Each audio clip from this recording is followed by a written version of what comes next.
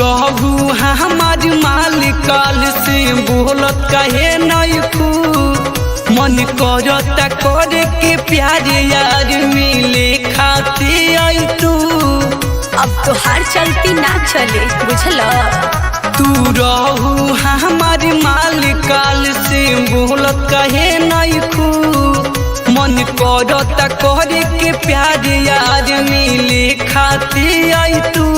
काहे खातिर सब लेखा भइलू उड़न बाज सुना सुना एह देह के मालिक पसावन जे हो गइले हो आहदा के हवे राना बाज हो एह देह के मालिक पसावन जे हो गइले हो आहदा के हवे राना बाज हो।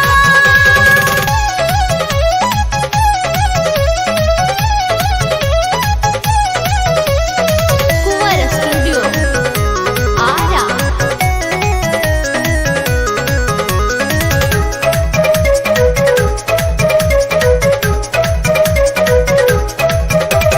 सोना नियन तोर जवनिया रख दिल बाड़ू तारा सके केहू से कम नहीं बानी आज ले जाइब उठा के।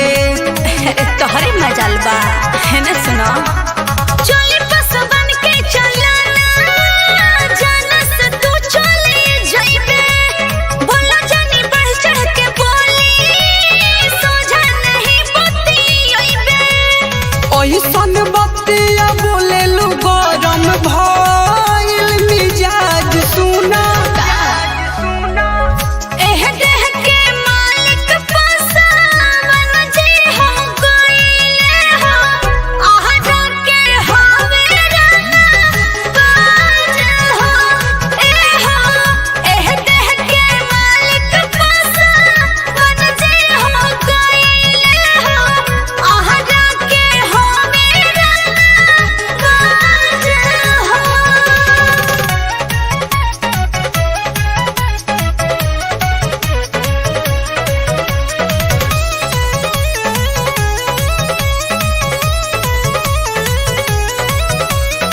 एक गो जंगल में दू गो सिर बोल कैसे रही अखिए के सोझा हमारा दोसर बाह तोहर धरी। तब का चाहता रो बोलो कोइले रही तोहरा से प्यार चाहता निया से बचब पसवन के खींचल लकीर बस में नहीं खे मिटावल। सूरज नील पबा गोल के नाद सुना अरे तो सुना ना एह देह के मालिक पसावन जे हो गइले हो आहदा के हवे राना बाज हो